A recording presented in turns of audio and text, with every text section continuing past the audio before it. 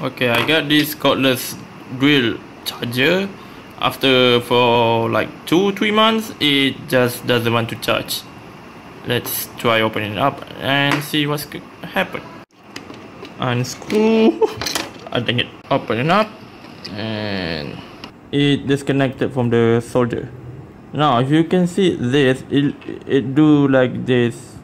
Yeah, unbelievable, because behind is a hole, but they just do something like that. I don't know why. Let's try to fix it. I'm not really good with that thing, but I'm gonna try. Alright, I'm done soldering. I cannot solder while, holding the camera. It's time to test it. Put it back, screw it. Dang it. More minus tools. Let's test it.